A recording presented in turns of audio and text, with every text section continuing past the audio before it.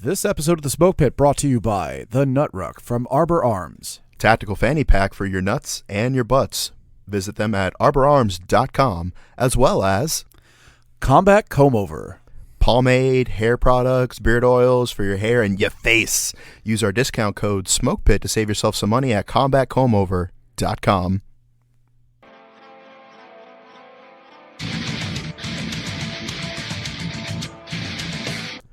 Welcome to the Smoke Pit. What up, though? Hey everyone, so we are back for another episode. Fantastic fun and excitement. My name is Dan Sharp. I'm your host. My co-host, Alexander Pfeffer. Rah. And our co-host, Mike fucking Sensi, is being a good boy for once. And observing the laws and regulations of the Uniform Code of Military Justice. And he is stuck near base. So we are going to have him call in so that way the three of us assholes can spend some time together. I like the fact that this is the one time the Navy tells him to sit in his apartment and eat wings and do nothing. And it's the one time he doesn't want to sit in his apartment and eat wings and do nothing. No, because it's about, you ever want to do what you're told, like especially, when you're in the military. I did what I was told in the military. They just like to give me conflicting orders. I think that one of my least favorite things is like waiting until like the end of the day to do some shit that you could have done all day. Bruh, when I was in a unit out in 29 Palms, my staff sergeant and my staff sergeant only was the one that all day, all three squad leaders be like, staff sergeant, what you need, staff sergeant, what you need. And he'd wait till probably like 16:30, and we're watching all the other platoons leave, and he'd be like, staff sergeant, what the fuck? Can we get out of here? Like, everybody else is leaving. No, I need all this work done. Bitch, what the fuck what? And then I'd go talk to the other squad leaders from the other platoons, and they'd be like, yeah, they gave us that shit at like 10 a.m. this morning. Like, we've been working on it all day. It's done. Fucking terrible. Yeah, because he was a using drunk. That's what he got NJP or court-martialed for. Oh, man. So I got to the point where eventually I just started going up to the company office and like pestering people, And I got good friends with the clerks as well because, although they may be the pogues of the company, the infantrymen who are the turds nobody wanted. Well, it's not that, like our second deployment, they took one of the smarter guys from 3rd platoon and made him a clerk because they're like, you actually have the reading and writing skills of a human being, so we need you. He was too smart for 3rd platoon. Yeah, so you get good friends with some of the clerks and some of the headquarters personnel, particularly the doc, and you're like, hey man, like what's going on? I'm like, oh well, 1st platoon started on this EDL roster or this recall roster, and I'm like, all right, bet. And then old fucking staff sergeant comes out at like 1400 and he's like, oh, we need to get this roster done. I'm like, already fucking done. And he's like, oh good, Sergeant Sharp, you want to take initiative? Duty. Well, that's what you get for doing something that you were supposed to do without having been told to do it first. Yeah, so if you have any examples of the fuckery that is our bloated runaway budget of the U.S. military, please send them in to us, info@popsmokemedia.com. We also have a story that we want to read this week that came in from a listener. All right, so this story is from a listener who likes to go by the name of Toast. I guess a little anonymity is important in these matters. So he and his boys just got back from a deployment in 2018. They're stationed up in Alaska. I guess there's some Army units out there. Oof. And so they go out to Anchorage, and they go out to do typical grunt stuff like volunteer at homeless shelters, pass out Bibles at the airport, read to children, like the basic things that our nation's hero do on their free time. So they get the call to go to a friend of a friend's house for a house party. Unbeknownst to them, apparently somehow one of them knew a member of the Anchorage College volleyball team. And so the whole team, female volleyball team, had just gotten there, maybe about 30 minutes prior to a bunch of these Army infantry guys showing up. And they had just gotten back from deployment like 2 days ago, hadn't even been off post yet. And he's like, I trust that you could put 2 and 2 together. What happens next? They all went out for beers and behaved like consummate professionals. Absolutely not. Of course they didn't. So he gets to doing the Lord's work immediately whilst consuming all the alcohols of the world, bodies dropping left and right, and then he says that he falls victim to one of Dan's people. I zero in on a piece of dark sugar. One of Dan's people? A little feisty Latina. And he says, me being the woman respecter that I am, I take her a mixed drink. She asks me if I'm a pussy and grabs a handle of vodka. That's a woman who's going to ruin your life. Oh, and she's Hispanic too? Like, especially she's Puerto She went Rican? for vodka and not the rum or the tequila. Like, she's looking to murder. Well, to be fair, they are closer to Russia than they are the Caribbean. You know, so you could practically see the Russian liquor store from your front porch in Alaska. It's army on a base, right? Yeah. They definitely have a fully stocked liquor cabinet. Yeah, but they're at a house party. I said what I said. So, he's like, if I had died right then and there, I would have been a smiling corpse. Not too much longer, we're upstairs in the bedroom performing Cordis. Feels good, man.jpeg.mid-thrust. There's a deafening banging on the door that's impossible to ignore. Angrily, I throw a pillow over my dick and look outside to see my assistant gunner leaning against the wall, blacked out, holding 2 natty lights. His eyes brighten up like he hasn't seen me in years. I didn't know if you were thirsty, man. I can only imagine him like stuttering like, Morty while he's saying that. Some of that didn't even sound like English. Yeah, and he's like, I don't know if you were thirsty, man, so I brought you a beer. And Toast is like, what the fuck, man? First time I'm getting my dick wet in 10 months, and you're fucking with it? And so he looks like a kicked puppy and saunters off. And he's like, right as I turn back around and I'm walking to the bed, out of nowhere, she projectile vomits straight up like a malfunctioning fountain. Integrity. There was puke on the fucking ceiling. It rains back down on her, and she covers her own chest and face and her bed with all that nasty red shit. I'm frozen in horror watching this fucking movie moment unfold. The fountain slows to a trickle, and she slowly subsides. I come to terms with my fate, then calmly place her in, as AJ would say, the left lateral recumbent position. Did he write that, or are you adding that? No, I'm adding that. Nice. Why the fuck did he not yeet himself out the window? Because that is always the step in a horror movie, right before the guy's like, oh my God, and then gets his fucking spine snapped in half. Yeah, apparently they had been drinking vodka punch before that, and that's what the red stuff was. When it comes to evil, it never matters what you were drinking. It's always reddish, pinkish chunks. Yeah. And so he towers up what he can, briefly thinks about asking if she wants to keep going, but she's clearly out of it. So he goes downstairs, grabs one of her friends to help her, like, hey, your friend's really fucked up. Like, I think she needs to be taken care of. Head spinning, thinking about what fucking disaster he just avoided being covered in. Went down, found his assistant gunner, and hugged that motherfucker like he was his own son. Not even mad about not busting at this point. Nor should he be. So well, you know what? Yeah. I don't know. Should he still be mad? Because the assistant gunner didn't know that it was going to be a scene from The Exorcist upstairs. Yeah. He just was like, woo woo, I'm going to do what the hell I want and be a cockblock. Yeah, and so like... just because fortune favored him that day. Yeah. But I guess it's better to be lucky than good. And see, like, what if he had, like, busted right at the moment that she had thrown up? Like, I know that's your favorite thing in the world. So, like, most people haven't experienced that kind of sensation. That's I've only experienced a woman vomiting that powerfully one time, and it was at a Denny's in public. And you were fucking in a Denny's in public? No, I was not having sex. We were... You heard it, folks. He had just finished busting, and this woman puked a grand slam in his face. Clearly, none of that is even remotely... No, we were... It was a bunch of employees at this place I worked when I was a teenager. Teenage orgy. And we were sitting in a public Denny's with our clothes on, not touching each other. And it's like 3 a.m, and the girl goes to the bathroom and comes back like 10 minutes later. She's all like sobbing, and her face is tomato colored.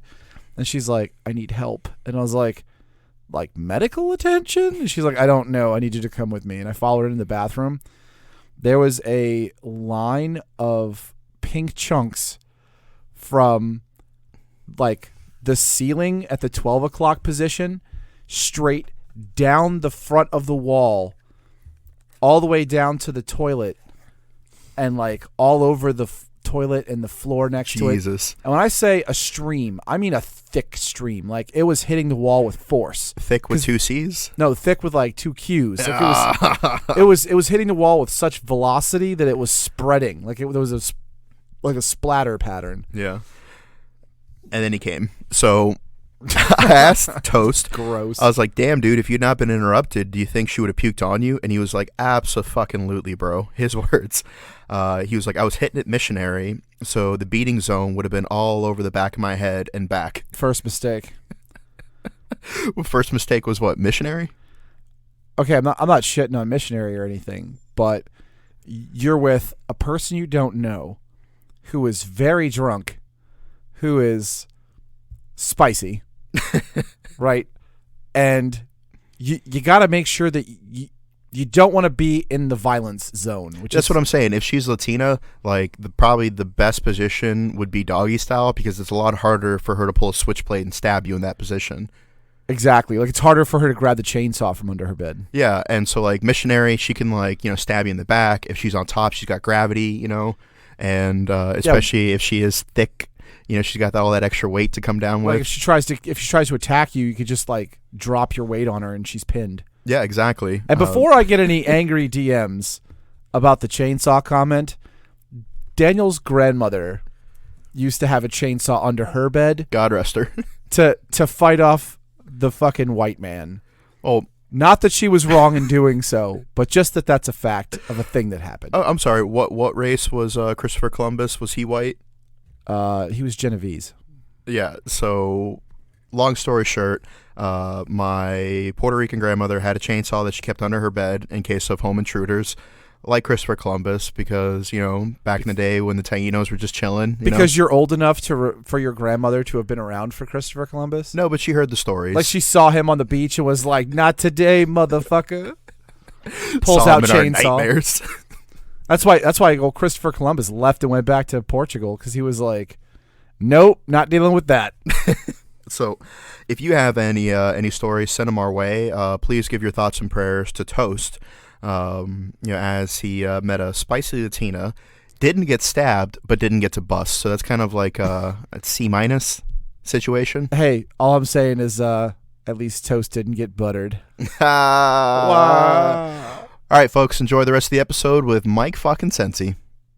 All right, so since we are trying to be in compliance with all the stay-at-home orders and practice that good social distancing, Mike's calling in, so that way the three of us could still have the show. Yeah, so if I sound rougher than usual, it's because Dan made me do this. So. No, we're actually lying to you all. He's just extremely hungover, and this is an excuse for him to sound different. Wait, when does he ever need an excuse to be A, extremely hungover, or B, sound different on account of that fact? True. All good stuff. So, Mike, my first question, What's what up? happened to the mutton chops? Well, Daniel Phineas Sharp, there comes a time in every man's life when you need to change your look.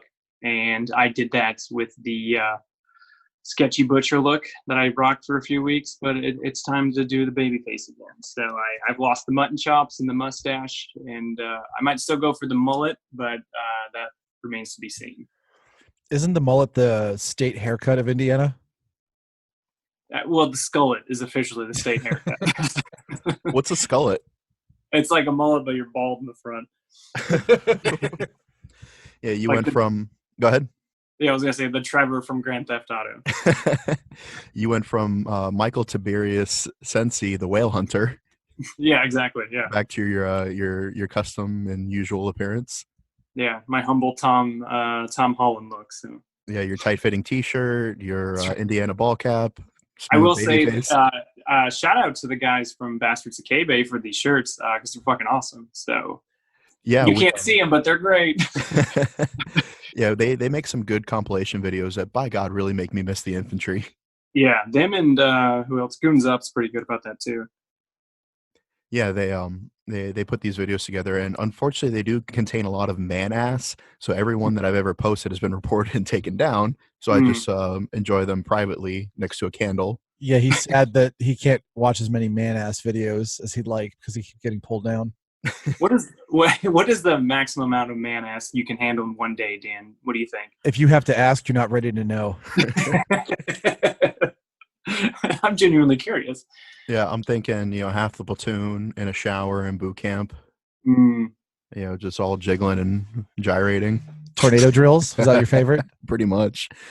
Now, tornado drills, for those who are not familiar with the show, means everybody stands around and tornadoes their penis, which is like a helicopter. That is not at all what I meant. Well, no, that's exactly what you meant. Your boot camp platoon did some weird shit, buddy. Yeah, so a helicopter is when you're standing upright. A tornado is when you're kind of squat a little bit and you're trying to make the circular motion underneath you. Mm. It's very difficult to achieve. Yeah. So you're saying Marine Corps boot camp showers weren't like Navy boot camp, where we just like had to stand there in front of the RDCs and do the YMCA every day? Space docking. I remember one of the very first weeks of boot camp, we were doing like a health and hygiene inspection.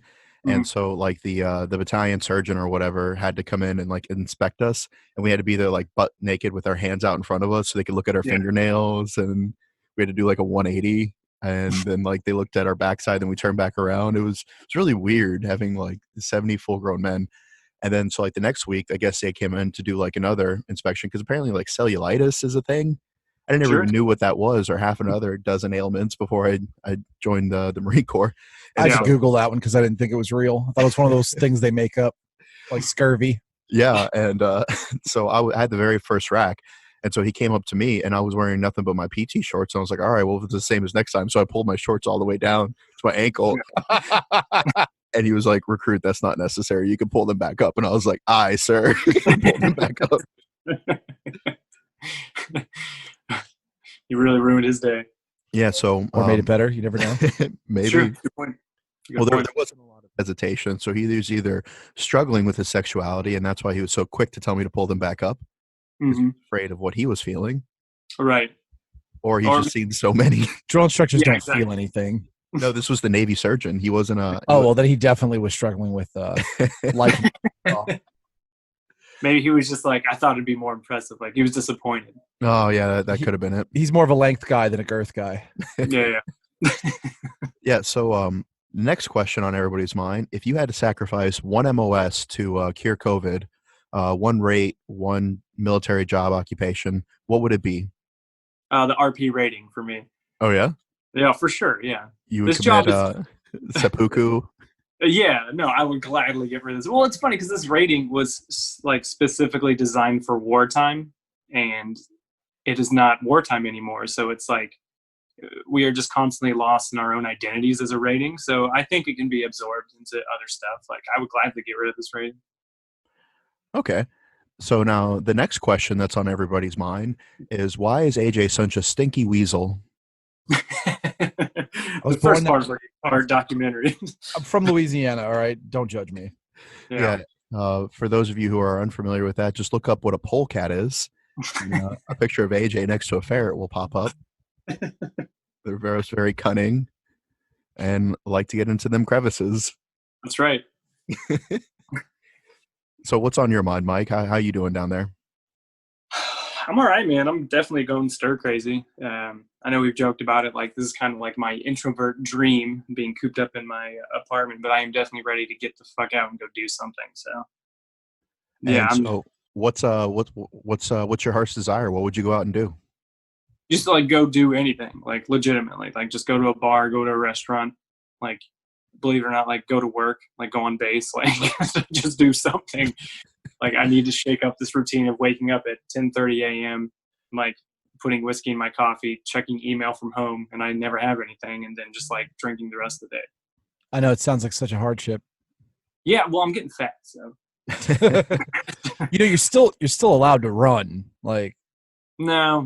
Yeah, I don't like PTing while I'm drunk. I'm not very good at it. So do you find yourself getting messages from people who are depressed or going through hardships as well, and they're looking to their friendly neighborhood RP for advice and solace? Yeah. I mean, for sure, yeah. Ever since we started the podcast, like, I've gotten that. So I wouldn't say there's a real change in those the number of those emails, but they're still coming through for sure. Anything that stands out, or any advice that you might have, something frequent that you find yourself saying? Um, it's a lot of just hang in there, sport. No, not really. Well, it's usually like it's fans of the show, so they're like, "How can I get a girl over to my apartment while there's quarantine going on?" I'm like, I don't know. Don't be a fucking nerd. Like, just invite her over. Well, much So like provisions and toilet papers and stuff, the prudent warrior would have seen this on the horizon and would have stockpiled. So being able to quarantine with said woman, yeah, that'd probably be your best option for next time. It's kind of hard to acquire it now. Yeah, next time there's a global pandemic, the listeners should just know that they have to have their hose over in advance stock up on hose. because this happens so often. Yeah, the strip club we were going to throw our St. Patrick's Day party at, Platinum, which used to be known as Driftwood in Camp Lejeune. They actually have a T-shirt that says "I have hose in different quarantine zones." That's pretty good. Yeah, which I thought was hilarious. And then they did a thing where they got like all their dancers to do like a contactless car wash, where basically like you pull up and then they wash your car, and then there's like on your way out there's like someone with like a bucket or something, you can just like put money in it as donations. That's And not bad. so they were all wearing this white shirt that says "I got hose in different quarantine zones" while doing the car wash. So it was also like a wet T-shirt thing. Mm. And then the government shut it down. Gee, I can't imagine why. I mean, I can't imagine why either. You know, they're just trying to be benevolent and keep their employees making money. What if someone comes in with a car that's got COVID all over it? Yeah, covered in Those strippers have to take care of themselves, right? Well, they're washing the car just like you would wash your dirty, filthy, stinky weasel hands. Well, I don't know any dirty, filthy, stinky weasels in this house, but Well, I didn't call you filthy. That's yeah, Phil. That's AJ. Now you're just being rude. now you're just being rude to yourself, and I will not stand for that. All right, Mike and I are both well trained on dealing with people who have such self-deprecation issues as yourself. So we will not allow you to feel that way. I'm gonna huck you like a meat dart. I do have a question for you guys, as the resident Marines on this podcast. How do you feel? How do you feel about your beloved corps not shutting down haircuts during these times? Fucking stupid. What? Look, if you're telling me you got like a unit that's in quarantine, like I know of some units that are quarantining their guys for 14 days before they send them out for training purposes. Right. Because they're mission critical and they have to. I get that. That's fine. But you're telling me that they have to go out. They can't find like the resident guy in the unit who knows how to do haircuts and have him do it. Like, no, we want to send you out into a public area to stand in line, which, of course, the line's going to be down the block because it's a Sunday. And the order doesn't state you have to get a haircut every week. The order states you have to get a haircut whenever you're out of regs. Right. Like some lieutenant years ago was like, I want my guys to be fresher. And then everybody else just hopped on the good idea ferry.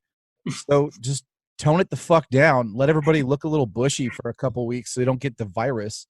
Mm. Like we saw a post the other day where they're making the Marines do the obstacle course with fucking masks on. Yeah, I saw that. And if you think there's enough of an issue that they have to wear a mask, don't do the fucking O course with a bunch of dudes around. Come on, man. Yeah, and I left a comment on there, and I was like, this is why I can make an actual living just by making fun of the military. It's Like true. they write the comedy for me. Yeah, it's the easiest job I ever had. Well, Yeah. Daniel, what are your thoughts on the haircut issue? Well, I will say that the once a week haircut, it does look good. However, there are times and places where you have to be able to adapt. And for the Marine Corps, touting, how they're so good at improvising, adapting, and overcoming, not to be able to overcome such a simple issue. Yeah. And then the chairman of the Joint Chiefs of Staffs, did I say that right? Chairman of the Joint Chiefs of Staff, yeah. Yeah, Joint Chiefs of Staff, General Miley, who was the in charge of the Army before he got bumped up to being in charge of everything, just under the Secretary of Defense. Him and the SecDef had a conference where I think one of our friends over at Task and Purpose, they I think it was Lewis. I might be mistaken. But basically, he was just like, have you seen this video of all these Marines standing right next to each other?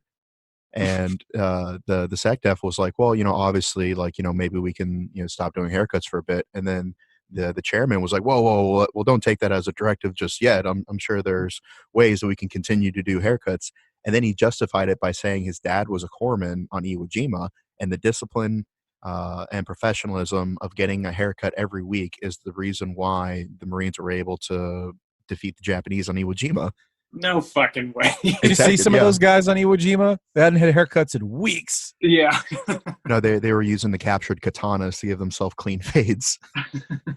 And then so one of the reporters was just like, have you guys considered asking a Lance Corporal what other dumb things the Marine Corps does to put their life at risk? And apparently that pissed off the brass, and they started yelling at the reporters, and that was kind of the end of that press conference. Oh, no.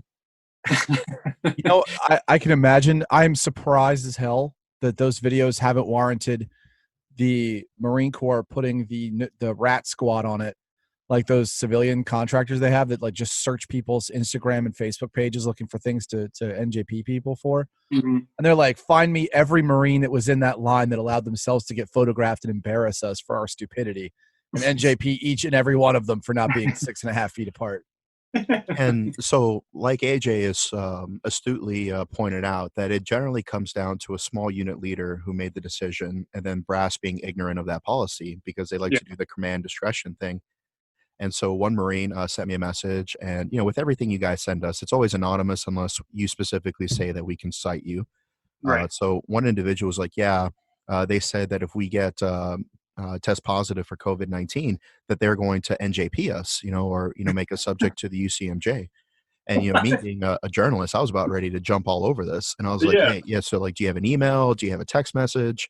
Is there any sort of proof of this? I'm like, oh no, well it's just what our master sergeant told us.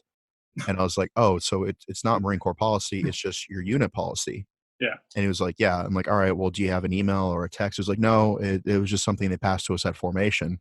And I was like, and let me guess, why you guys were not standing 6 feet apart. Yeah, exactly. Hey, I just want to bring everyone in to let you know that I will take your rank if you get sick by being in this formation that I called. The Marine Corps never disappoints when it comes to entertaining. Yeah, I've long made the joke that if you do anything to get yourself dead, that the Marine Corps will pay to have you taxidermied at the position of attention to put your alphas on, so that way they can NJP you. Dead. How dare you let yourself get sick, you piece of shit. Specifically when we make 30 of you guys go running the obstacle course, where inherently you're not wearing N95 mask. A lot of them are wearing t-shirts, so they're coughing all over the obstacles just because it's chilly in the morning. They're being physically putting exertion out physically, so they're coughing everything, and we can't tell if it's the smoker's lung, the burn pit lung, or the corona, like. Oh, my personal favorite is the amount of Marines and other services that you see as well that are wearing like the torn up skivvy shirts as masks. Because of course nobody's going to be like, well, we require you to wear masks, so here are some masks. They're like, we'll require you to wear masks. Shit them right now. This is the equivalent to the time when I'm not, granted it's more dangerous than that, but like every time you have an inspection and they're like, wear your 6 giant safety pins. What the fuck do I need that for? The same reason you need 4 different fucking woodland boonies. Even though we're not going to let you wear any boonies. Let alone woodland, because we're in the desert. Right? Unless it's St. Patrick's Day. I think we talked about that once, but Dan and I had a CO that decided in the middle of the desert, in the middle of the deployment, that for one day we had to dig our woodlands out and like switch our helmet covers over. Yeah. Because it was St. Patrick's Day and he wanted us to all be festive. Yeah. No, I know the story. I gotta fart real quick. Oh, that was a monster. Jesus. I like how you leaned away from AJ, so he's just going to be dusty. Oh, he's been doing that. Before we even called you, he was like, all right, you ready? I was like, yeah, let me grab my shit. And he went, I was like, do you need medical attention? Like it sounds like the Blob in a horror movie, just getting squeezed out, just getting waffle stomped. Ugh. Yeah, Dan farts are something pretty potent. I still, to this day, I have 10% disability from the time you farted from Chuck E. Cheese pizza in my apartment. Yeah, they so Mike was like, I have to move apartments, and so he enlisted my help as manual labor and provided Right. the most gourmet of pizzas, Chuck E. Cheese. Delicioso. It's not bad though. Hey, what pizza could be bad when it comes from the Child Casino and Rat Food Emporium? Exactly. Yeah, so I let one go, and I will say, to Mike's credit, this is one of the few times he's telling the truth, and it was bad. So Mike, if you had to blame all of this on one specific person in your chain of command, who would it be? No, I'm kidding. Yeah, I was going to say, what? Yeah, you didn't know this was going to be a gotcha journalism episode. Yeah, classic gotcha journalism. Yeah, so what have you found out about yourself as far as like being able to adapt to this new way of life? Deep sigh of exhale. I found out if you have a poor diet through the entire day, it's possible to have diarrhea multiple times a day. I didn't know that. I thought it was like a one and done thing. Oh, wow.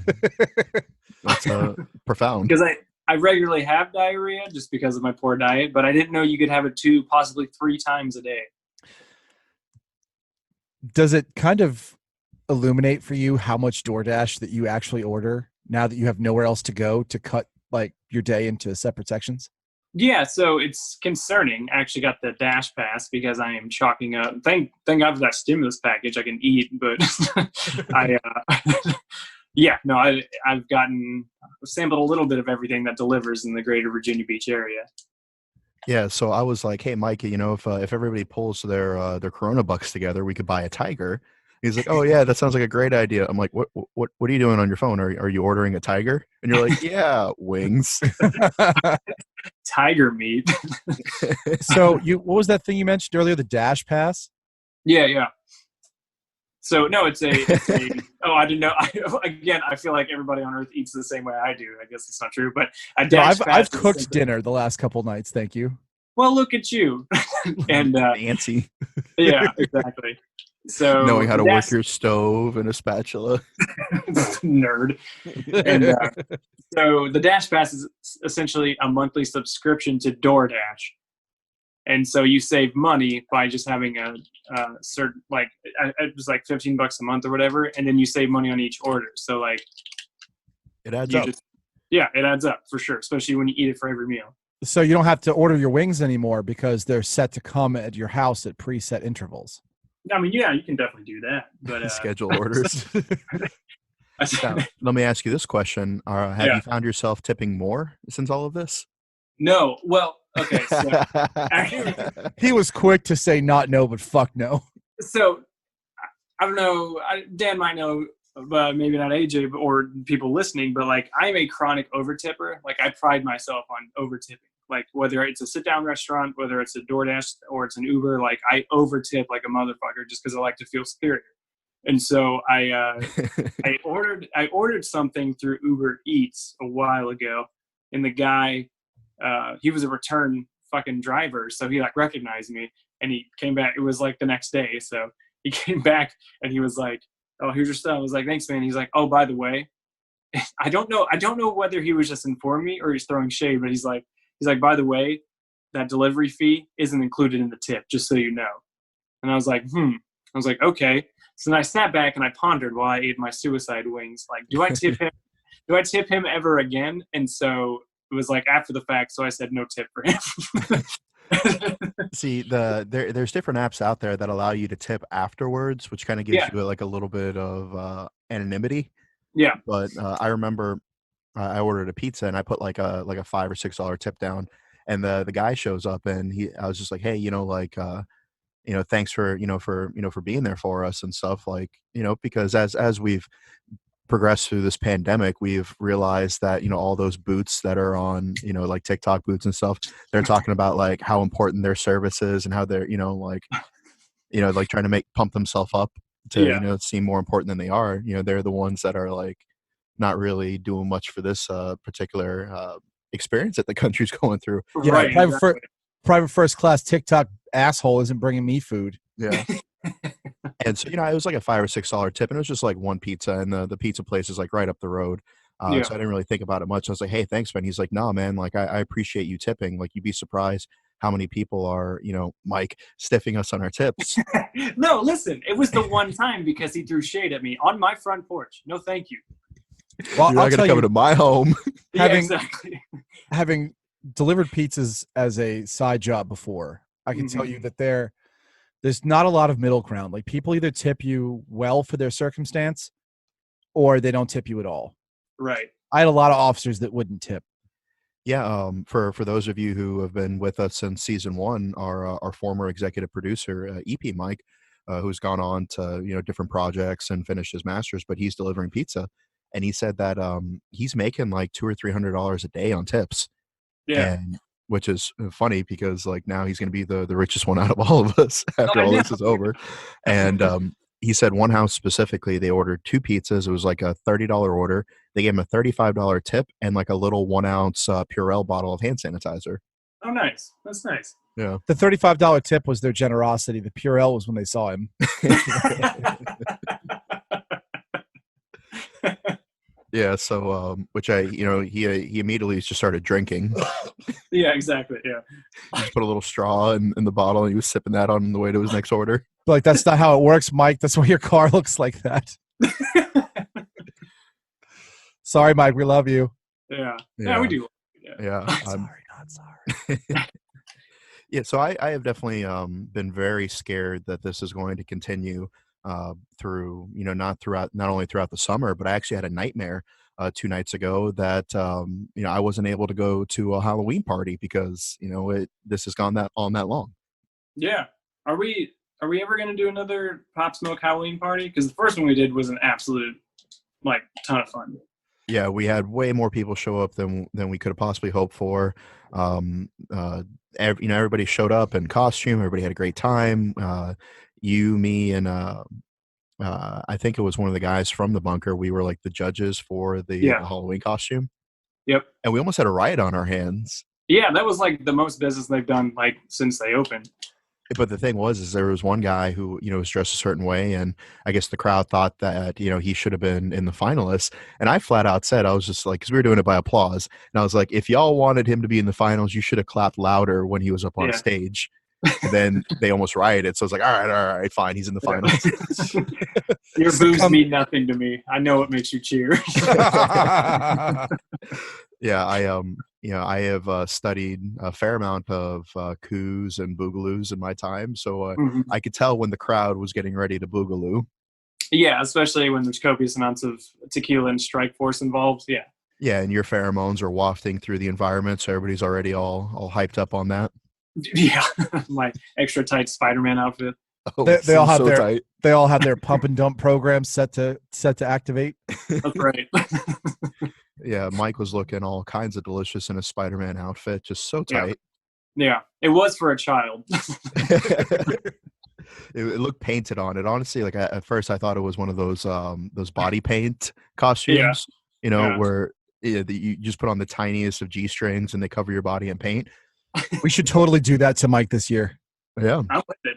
But it's not exactly fair just to put all of our thirst traps on Mike. So in the basement, I've actually set up a little bit of a fitness area.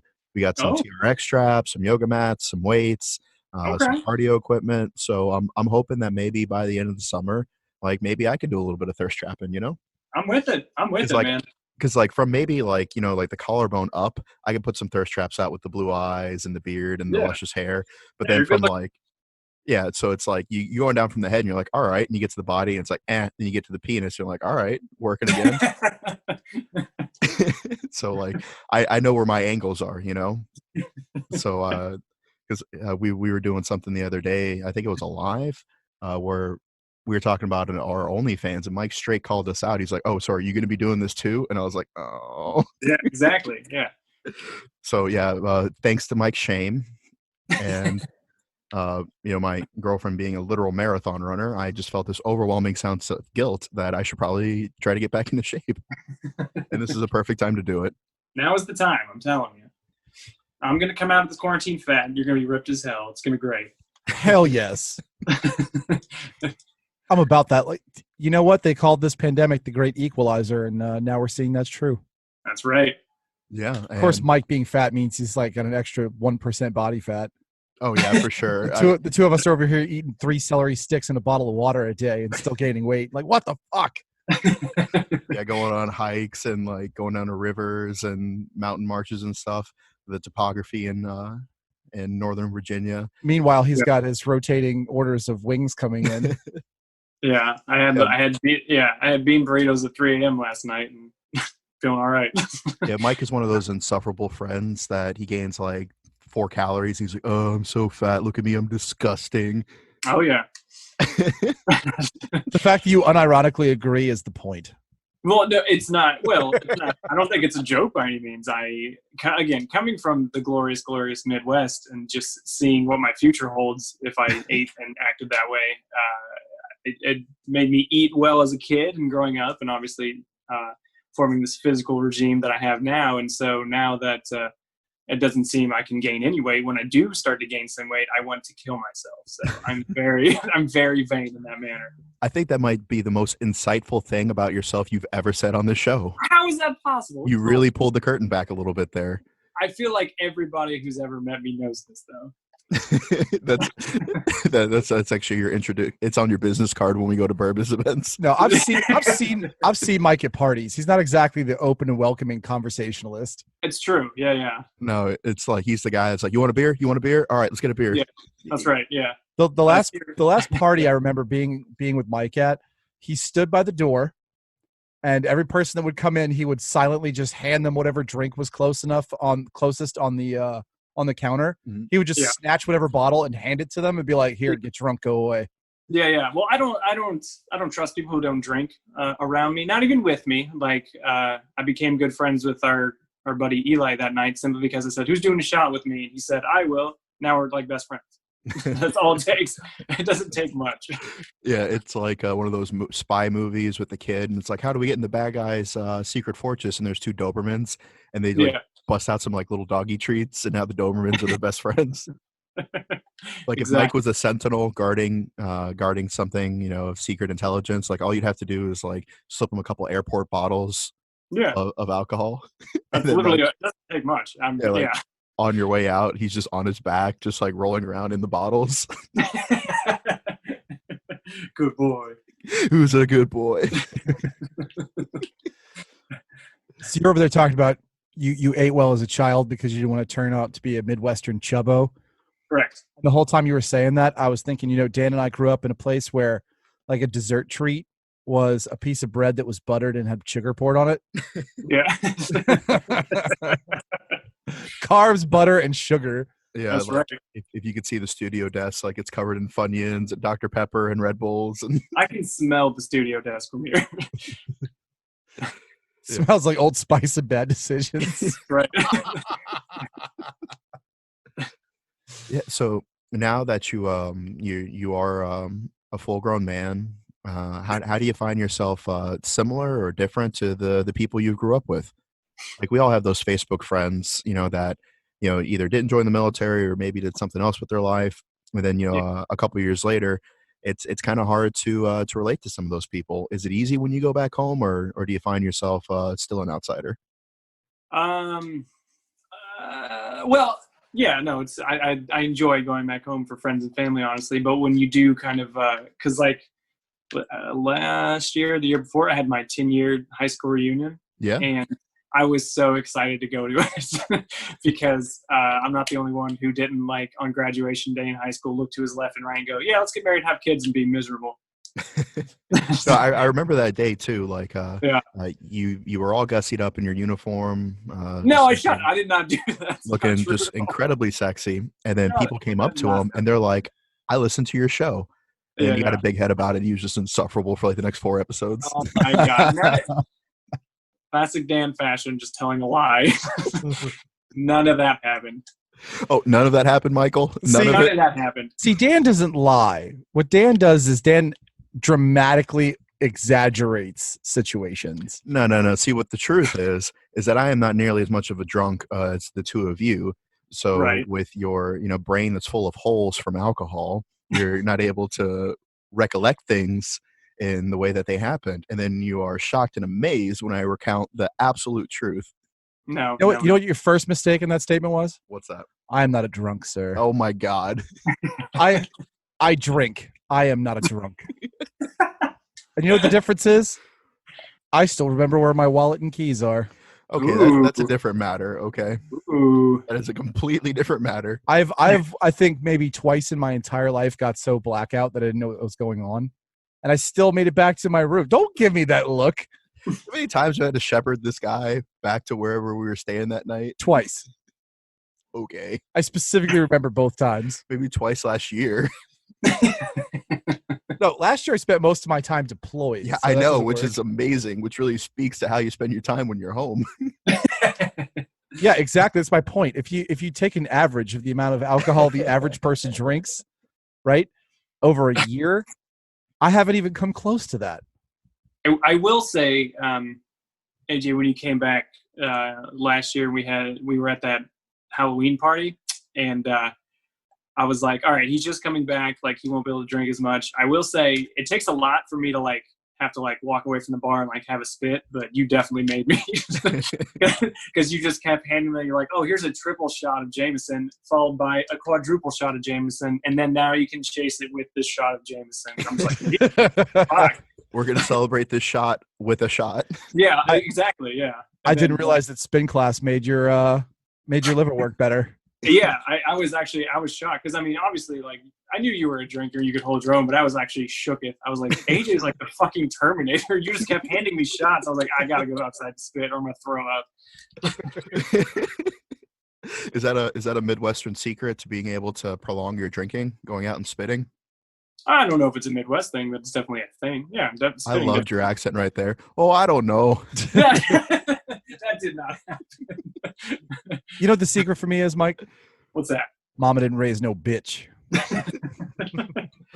No, see, AJ and I are very similar in the old Marine Corps tradition of puke and rally. Yeah. So I'm all about that. It's just it takes a lot to get me to that point of like wanting to throw up. And AJ was the first time in like years I felt that way. So I was like, God damn. Yeah, and it was a bit of a crazy night because everyone was in costume too. Yeah, it's not like I stopped drinking or anything, but I was like, I need to like socially distance from this bar and have a spit. Just have a spit, have a dart. Yeah. What were you dressed as for our audience? What was I? I was a pilot. Yep, he put on a flight suit and I got him a pair of aviators. That's right. Yeah, it was a solid like just last second costume. And for our audience, what were the two of you? So this is actually kind of fun of how my life is dope and I do dope things. Mike actually picked me up from the airport because I had just landed from spending 3 weeks backpacking Peru. Mm-hmm. And I had the worst food poisoning that I think I've ever had in my life. Yeah. But I was just like, no way am I gonna bitch out on Mike in this. And I made a poor judgment as to the distance between where AJ was, the airport, and the bar that we were going to that night. Mm-hmm. So everybody ended up driving a lot further than I had expected. Mm-hmm. And so he picked me up. Then I think I went with AJ to Walmart, and I got a pair of black leggings, a black tutu skirt, and a pair of cat ears. Right. And I was a slutty cat. And I was like, do you need anything? And Mike was like, yeah, if you have some, they have some aviators there. So I was like, all right, cool. And then so Mike is in just like the least effort possible. Navy guy in a Top Gun outfit. Like, my favorite part though was the cat outfit is he looked like the basic bitch cat outfit that obviously he bought from Walmart. And he's got the tail hanging out under the tutu that he was wearing. Yeah. And as we're walking down the sidewalk, this girl comes walking up, and she was just heading in the same direction. And she's dressed in a similar fashion. And Dan, trying to be nice, is like, hey, look, we're both cats. And she's like, what did she say? I'm not a cat, I'm a raccoon. Yeah. Or some shit. Oh, And she was super bitchy about it, and then of course. like sauntered off. And I was like, damn, it was like, that's like when you say hi to somebody out of politeness because you're stuck in an elevator with them, and then they're like, I have a boyfriend. Be like, bitch, nobody asked. I'm just, I mean, yeah, that's fair. I just, I would not talk to somebody in the elevator either, so I feel Well, I mean, that's you and me, but you know, Dan can't help himself. No, he's a social butterfly. and then AJ was like a Victorian fox spirit, and he just had this like full like pimp Beethoven outfit that, you know, had just like the weaving and the threads and the patterns on the coat and stuff, and like the vest. Then he had like a wig and this like badass fox mask, and like my outfit cost like $5 at Walmart. Yours was literally pulled out of the jizz rag pile in your dirty laundry. And then AJ had this just like super complex and like really fucking dope costume. It was cheap because I got it off of Amazon like weeks in advance. It's one of the few times I've actually bothered to get my shit on time. And the irony of it is that I thought I was still going to be overseas when I ordered it, so I ordered it for overseas. Like I was trying to come up with a way to wear it with the mask on without getting shot by security.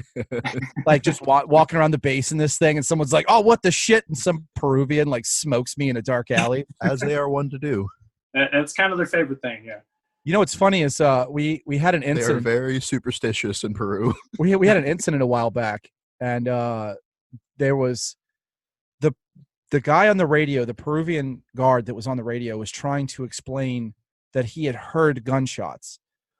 But because of the Spanglish and the terribleness of the radio, it came out some kind of way as there's a saw missing.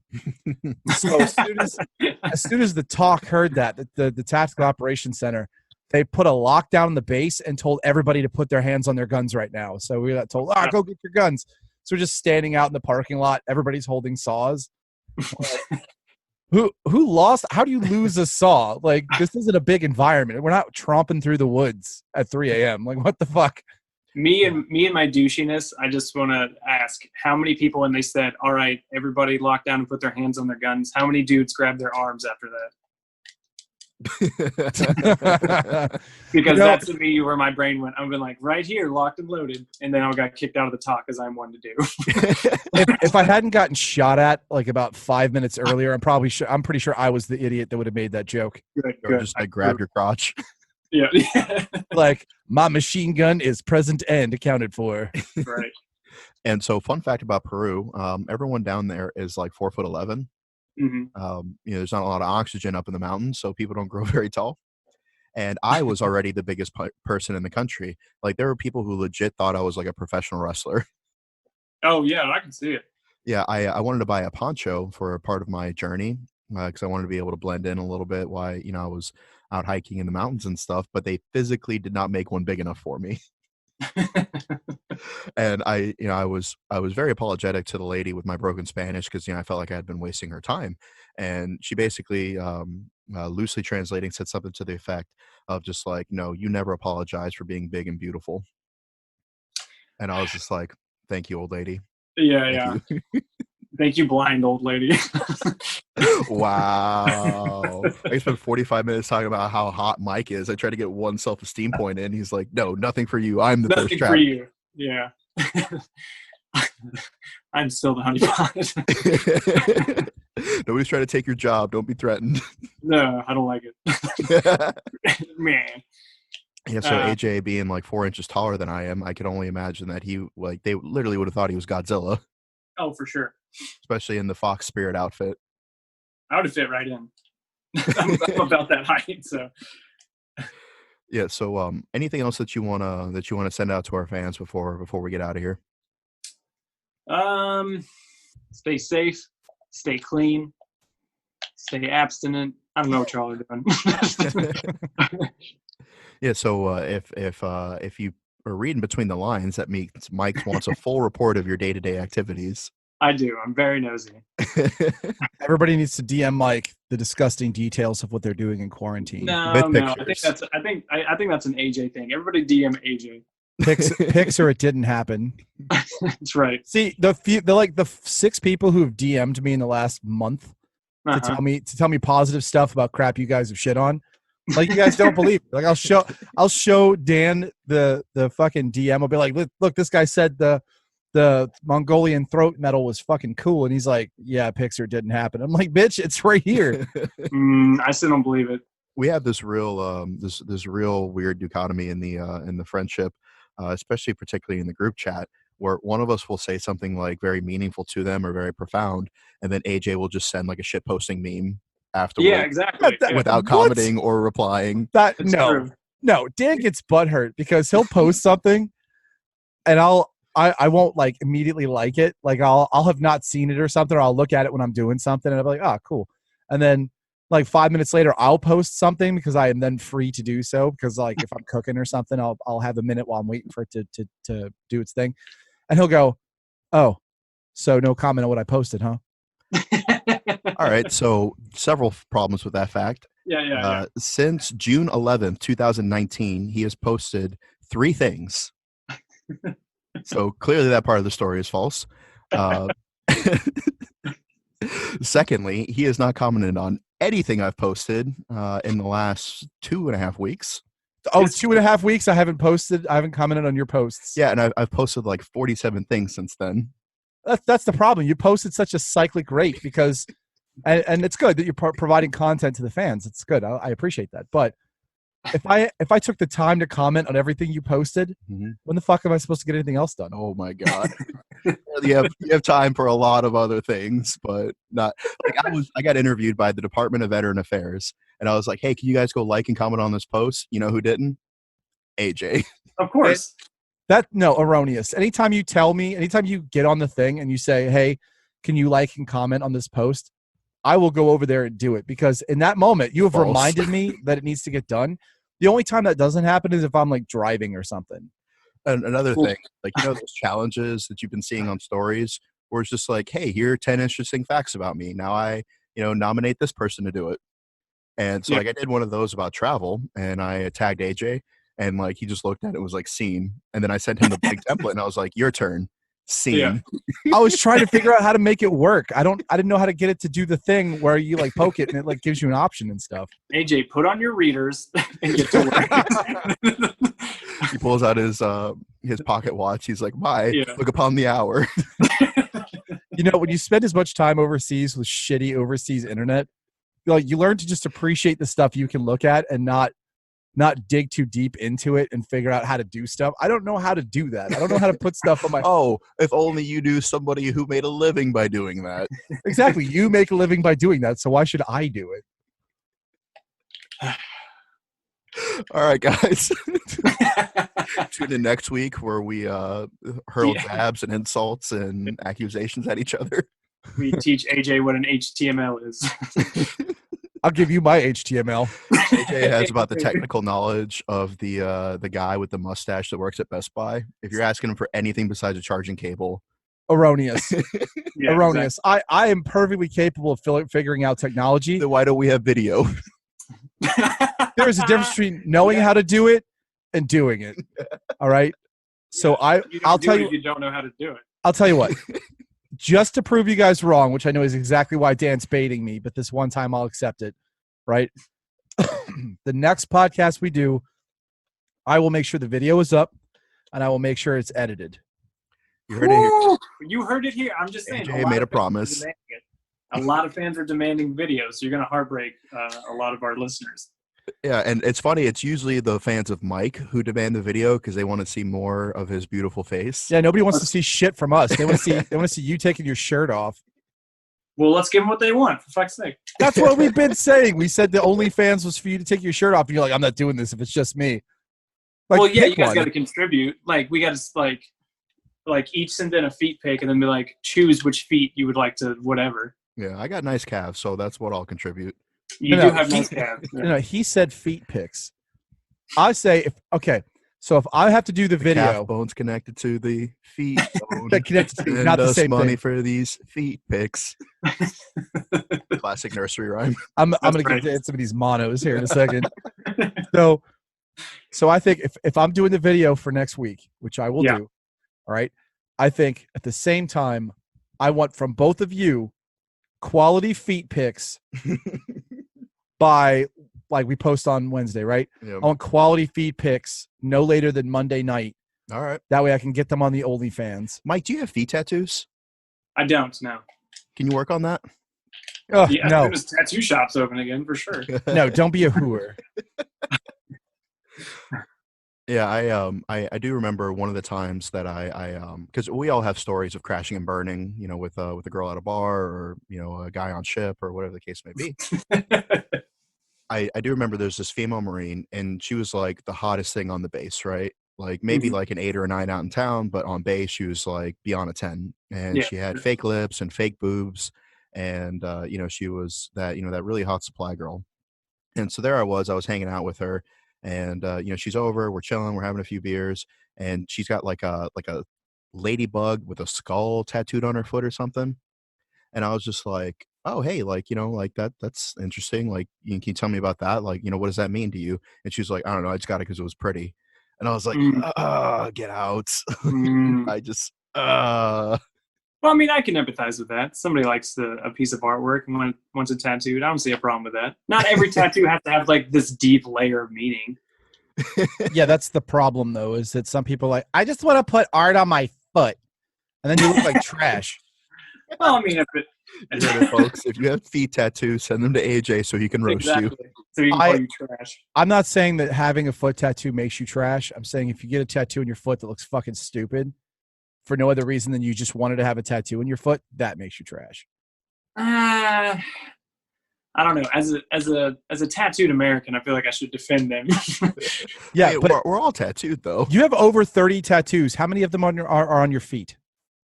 I mean, none. Exactly. And if dumpster fire Mike Sensi has managed to have enough self-respect not to get a foot tattoo.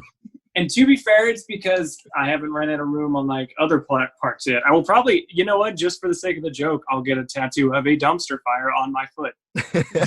Get a burning dumpster with 2020 tattooed on the front. I'm with it. Yeah, so I think that eventually, when we do get around to redesigning the Smoke Pit logo to be a bit more encompassing of the current reflection, because I actually paid a Pakistani dude on Fiverr to recreate a new logo for us. It did not go well. It was trash. Yeah, that was a huge waste of money. Like the dude copy pasted the current logo, and then Dan was like, I think they were wearing like biker helmets. Yeah. And then Dan's like, no, they're supposed to be like tactical military helmets. The dude didn't change it. He just like, he copy pasted some helmets on top of just the first one, like over the fucking biker helmet. And then Dan's like, no, it's supposed to be tactical helmets on all three of them. And the guy just copy pasted them some more. And finally Dan like yeeted his phone out in the yard. It was like, God, son of a bitch, damn it. Yeah, it was like the World War I tail gunner helmets, like the leather ones with the goggles, you know? Like, relevant. Yeah, like the 7-year-old kid who still thinks dad's a hero riding in the side cart, you know? He Googled, what is helmet? Yeah. It's helmet vagine. Send helmet bobs. And I was like, man, we'll get out of here. In between catfishing women with my photos, he made shitty fucking logos for the show. Yeah, probably. You know, he probably Googled the show and saw you and created 10 more catfish accounts. Great. Yeah, because I actually wrote an article for American Grit featuring, the pandemic that is people getting catfished by Mike fucking Sensi. By my photos, let's make that clear. No, I'm by not Mike Sensi. He has said before on this show that he would use his own photos to catfish people. So plus, but I just haven't yet. Not yet. For the record, the lack of contrition kind of shows that at least 15 out of 100 accounts are actually Mike. Yeah. Right, and he uses the other 85 accounts that he paid someone to make as like an alibi to get out of trouble. Boost his profile, you know. He's like, there's no way it was me because 20 out of 100 of these accounts were catfishing while I was on duty. You know, in Indiana, if any food contains less than 20% cancer causing material, it's still perfectly safe to eat. This is true. So but yeah, for those of you who are good close personal friends with Mike, so all 4 of you, you know that he has a pure contempt for TikTok. Hate it. And, hate it. I put Mike Sensi into TikTok, and over 30 accounts with the exact name and his picture popped up. And that's not including the accounts with his picture that had a different name, which I'm Yeah. only assuming would probably be about 100. My personal favorite was MIK _ like NC. Yeah. Like, dude didn't even spell the name he was trying to pretend to be right. It's tough. It's a tough name. Yeah, I've gotten some of the overspill on that. Like, I'll get a message at like 2:00 in the morning, and I'm like, oh look, it's probably another suicidal Marine somewhere. So I'm gonna crack my knuckles. I'm gonna stay up all night trying to talk to this kid out of it, which is my usual nighttime activity. That's why these bags are so fucking pronounced. But it was some lady who I think she was I forgot what country was. It Switzerland? Oh, I don't know. Yeah. Because I know I sent it to you, but you're probably drunk and don't remember.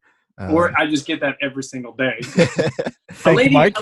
A lady called me the N-word the other day.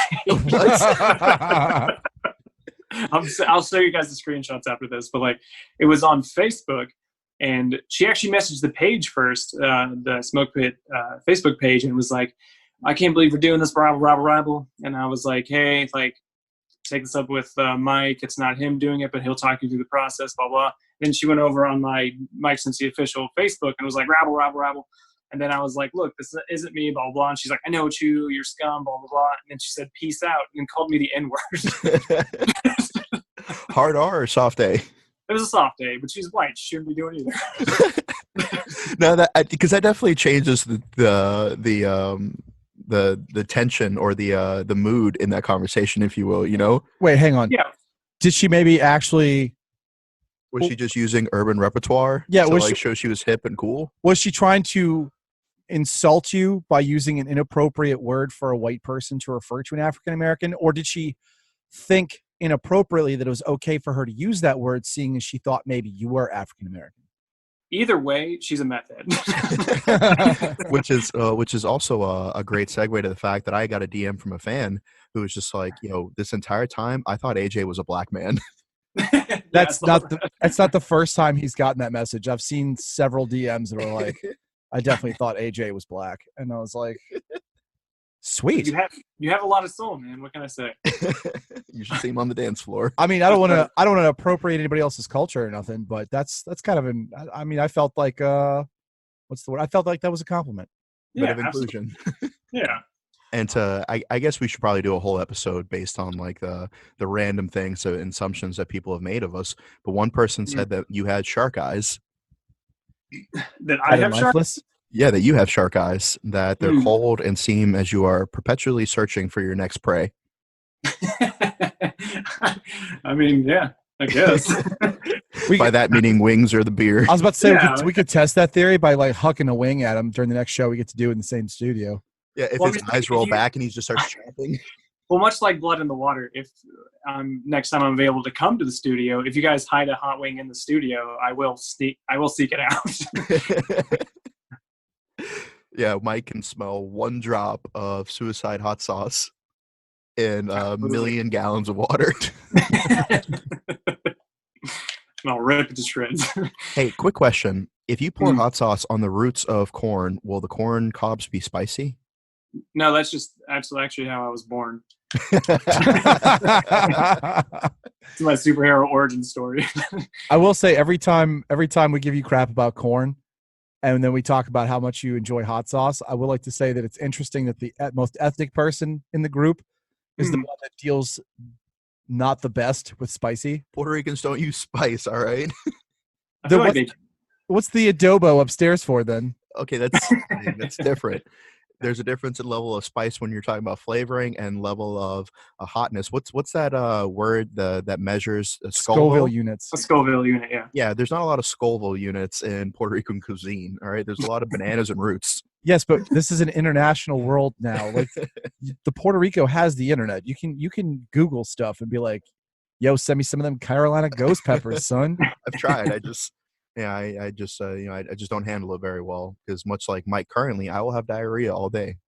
Yeah, it's not bad. It's slimming. You know what I mean? Like if you hydrate it. Look, let's just get it. I can buy it. Core workout. I can get us a John off of eBay. Yeah. We'll put it in the backyard so you don't stink up the house. All right. And then we'll get some suicide wings and see which of the three of us can eat the most suicide wings before their colon decides to escape violently through their rectal area. So once again, AJ proving that he has never watched the show. We've had like 4 or 5 No, I know hot sauce challenges. I know you've done not the participated in any of them. Exactly my point. I do watch the show, and I remember watching every single one of those. And I remember being violently upset that you were like, nah, fam, I'll just sit back and not do it. Yeah, I'll just do commentary. I mean, I'm always open for a spice challenge, so let's do it. Mike's like, free wing. Yeah, I just hope I get free wings out of this. Like anything in life, if there's free wings, I'm there. I just see Mike like in the middle of a room full of cultists, and they're all wearing like robes and tinfoil hats. And then Mike's just sitting in the corner wearing exactly what he's wearing now, which is like a T-shirt and an Indiana hat.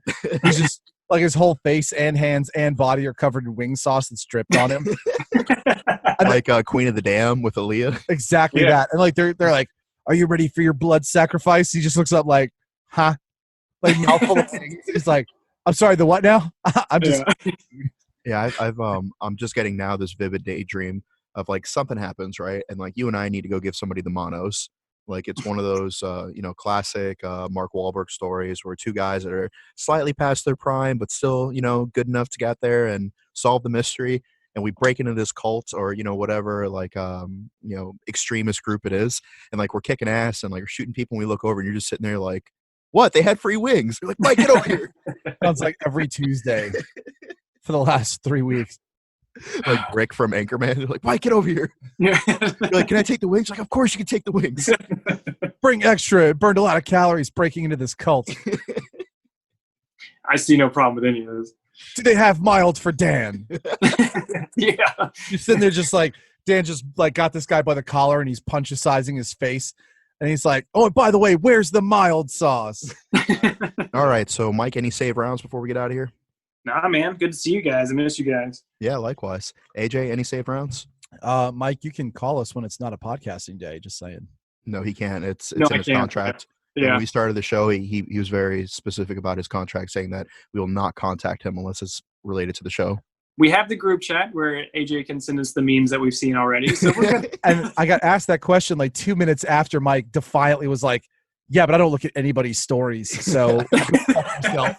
And I was like, you just said you don't look at anybody else's stories. And he like squinted at me and he goes, all right, you win this round. Yeah, that's fair. Wing chomp. Yeah, I would love for there to be a Scooby-Doo episode with just like very amplified versions of us. Oh, yeah, I'd watch that. Would that be hilarious? Yeah. Yeah, so if there are any good cartoonists out there that are not artists on Fivers that maybe want to help us with a new logo, maybe want to help us, design a comic book, please reach out. Yeah, I'm with it. All right, so I don't have any save rounds. Thank you guys for asking. So bye. You're the host. It's your show, Daniel. Exactly. No, it is our show. All right, that's why we called Mike, so you could be a part of this. Because I am not going to pretend for a single moment that the fact isn't that half of our audience is here because they think Mike's hot. It's true. I mean, you say half. I'm going to go a higher number than that. Listening to us chatter into microphones every week may not get as many views as. See, that's why everybody's bitching about video. They're like, when do I get to jerk off to Mike again? Yeah. No, but see, only imagine this. Do you think Bill Burr would be more or less successful if he was more attractive? Less, for sure. Really? Yes. I feel like there was a great quote in the movie Funny People, which wasn't a good movie, but the one Adam Sandler and Seth Rogen are stand-ups. Jonah Hill said, like, when you become more attractive, you become less funny. So like nobody wants to see Lance Armstrong like do jokes. You know what I mean? Like out of everyone you could have picked as the pinnacle of hotness, Lance Armstrong is who you went with. Like you don't want to see fit people like do jokes. You don't want to see Lance Armstrong up there telling jokes. You know what I mean? So like I agree. Like it takes a normal like just an average look to be funnier. Because like same thing with female comics, in my opinion, when they're like overtly attractive, I find it hard like. Just enjoying it the way I would another comic. You know what I mean? No, because I feel like any female comic that's even remotely attractive, the like cover art for their Netflix special is like a huge sellout of sexuality, Yeah, true.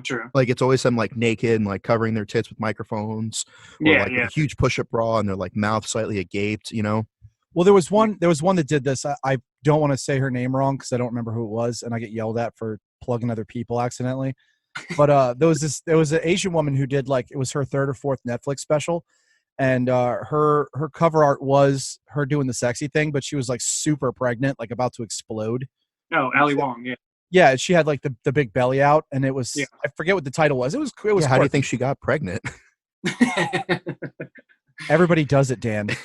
Everybody but the queen. So, Mike, if you had to choose between being hot and being funny, what would you take? Oh, being funny for sure. Because I feel like you're kind of straddling the line, and you're half-assing both and not fully committing to either. So I'm gonna need, for the sake of the show, I'm gonna need you to pick one. I feel like for the show, I'm funny, right? Don't half-ass one thing when you can whole-ass. What is it? Don't half-ass two things when you can whole-ass one thing. One thing. That's right, Ron. Yeah, and because because obviously you're funny. Like, there's tons of people who love your memes. You've done stand-up comedy before. You're quick with the joke and quick with the smoke. much like the bartender in the what was the song Piano Man? It's like, man, what are you doing here, Mike? When are you going to blow up and get too big for the smoke pit? I don't think that's ever gonna happen. It's gonna be the day he gets out of the Navy. He's gonna get out of the Navy and be like, now I get to do all the shit that I wasn't allowed to do before. Fuck you, chumps, I'm out. No, he's gonna immediately have like a Cinderella style transformation into the Indiana special.